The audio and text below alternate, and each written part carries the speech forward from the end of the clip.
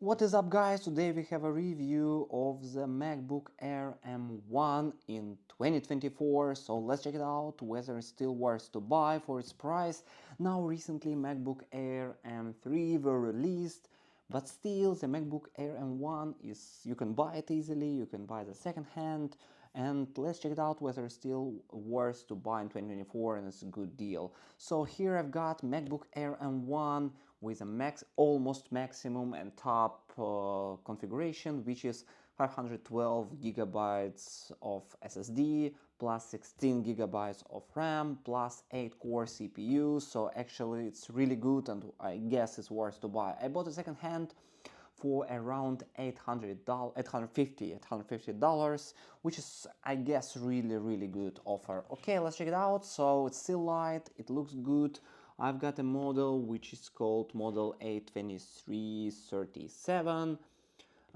Then you have the charger. Also, it's included in the box.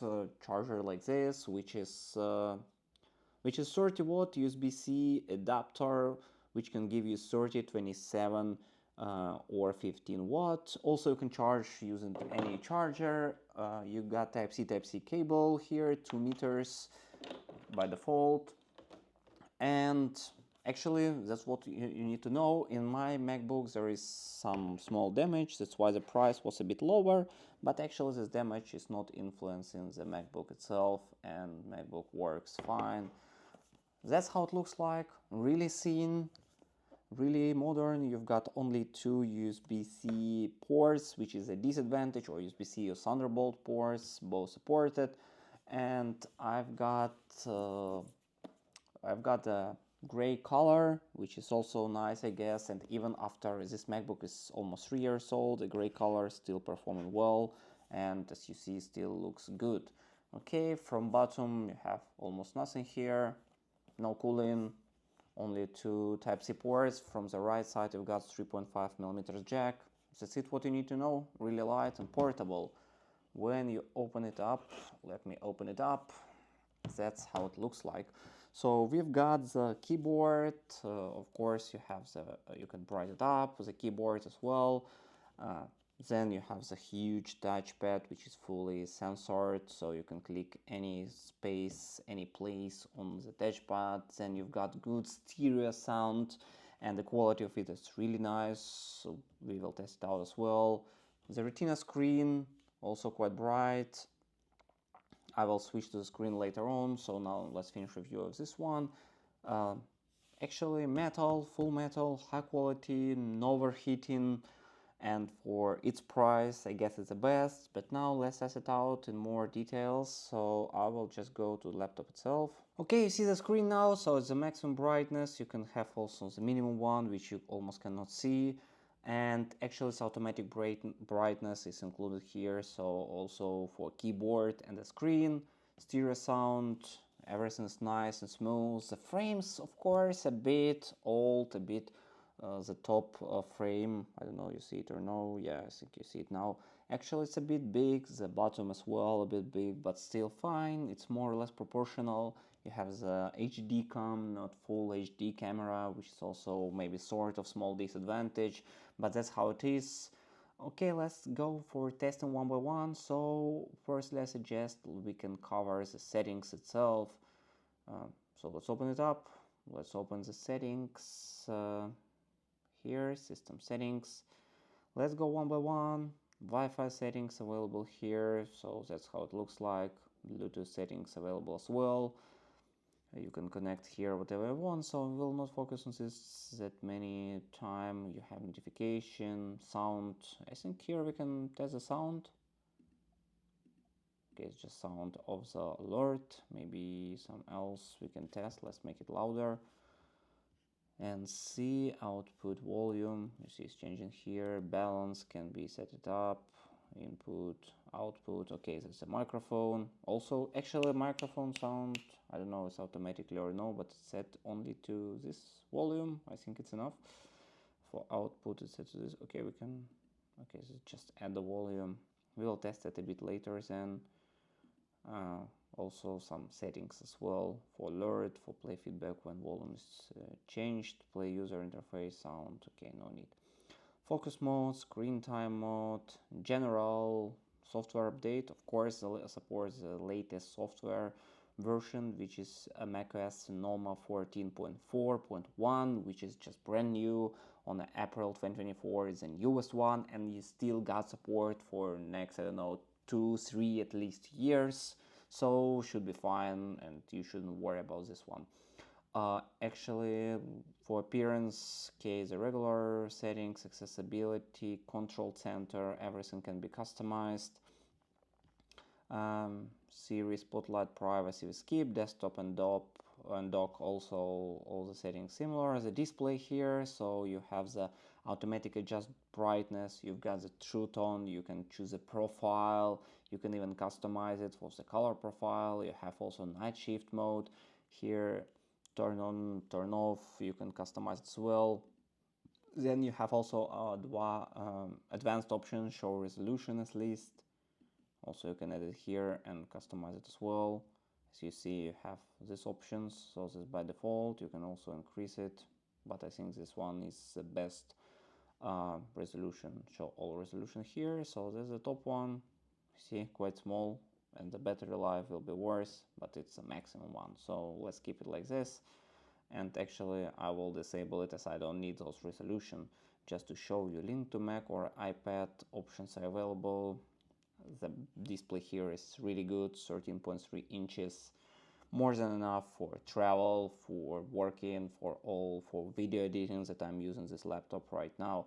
Wallpaper, nothing to check, screensaver, nothing to check. The battery, so I've got my battery at 86 maximum percent. It's more than 400 charges already of 3 years. So I own this laptop for 1 year, and I bought it second hand, so 2 years it was used by another person, and 400 cycles, and the battery is 86, and the battery life is really good. There is no active cooling that is supporting this laptop to last much longer.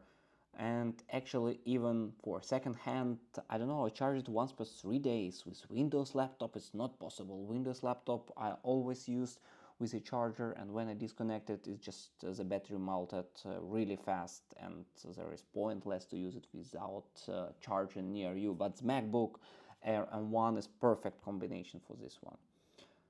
Okay, so as you see here, charge level last 10 days. As you see here, energy usage is less than 20% per day, but I use it maybe 2 hours per day at least, or 3 hours. Also have some optimized options here to decrease the battery consumption. Also other options I will not cover, truly speaking they're all clear. You have the Touch ID here, so you can pay with your finger, you can unlock it with your finger and use it with just unlock it and use it very fastly. So let's go on with itself configuration. So Apple M1 processor, 1.95 GHz, 16 GB of RAM. The model is MacBook, the official name is MacBook Air late 2020. We will do the CPU benchmark now, but let's firstly cover what we have here. GPU, I've got Apple M1 GPU, 8 cores using, so also here, and device. So here you see some additional settings, the build number, motherboard, etc. I don't know whether you need it or not, but it's here. Okay, let's launch the tests. Let's launch the test and check it out. Run CPU benchmark test, and let's wait, and I will be back to you. Okay, I'm back to you guys. So basically we did this, I did the CPU and GPU testing here in the benchmark, which is called Geekbench 6, as you see here. So here are the results. For the OpenCL score test is 13,462. It's basically CPU test. It's showing some information, and as you see here, the test results if you're interested in that much. And let's open the testing. Okay, MacBook Air M2, 8 cores, multi-core, single core. Actually, it's mainly for CPU. Let's check for GPU. Okay, it's not searching like this. Okay, actually we can compare the CPU then, so you see the results for single core and multi-core testing. Actually, you need to pay attention that I'm doing it on a battery which is not using the maximum performance and in low power mode even, and still results are pretty comparable. The multi-core performance here, even in such configuration, as you see here, it's based on this. Sometimes it's good, as you see here, single core, multi-core. It's the maximum that it can perform. It's 10,000. Connecting the power adapter here, and let's check it out again one more time with the power adapter on. Alright, basically I performed the test one more time, and now we have quite different results here. So it's almost doubled here, as you see, single core 2.3K, and in a multi-core around 9,000 here. So let's compare our 9,000 with MacBook Air M2. So we have 9,000 here, and here we have around 10. So 10% growth only. Even not all of them has 10, as you see here. Just 10 reaching maybe 50%, and another 50 is around 9.5, 9.9. Actually, the performance is only 10% better in a CPU test results. And let's test the GPU. For GPU, maybe we have M2 here. Let's check it out. M2, 15-inch, 8-core. Okay, for GPU, it's actually twice bigger, but this is not really comparable as 15 inches. So let's check. Maybe we have some others here. Okay, M2, 8-core. Seems this one is more comparable. It's MacBook Air M2 2022. Actually, the difference also around 10%, so it's 24,000 versus 20,000, which is actually quite good results, I guess, and it's still worth to buy comparing to M2. Okay, if you check M3, of course, the difference will be much bigger. Let's check. Okay, actually M3 is not here. Let's try this way, M3. Okay, it's only pros here. This one is regular one, but still 15-inch. So basically, it's also quite comparable as I see. M3, 8 cores, also 11, 12,000. Okay, not twice, but maybe 30% growth. For Pro, I'm not checking.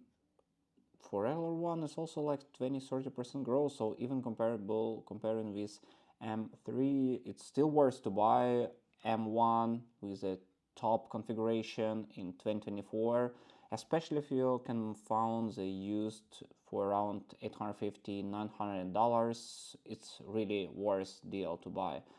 Alright, basically that's pretty much it. In case you still have some questions, leave it in the comments below, put the thumbs up, and see you next time.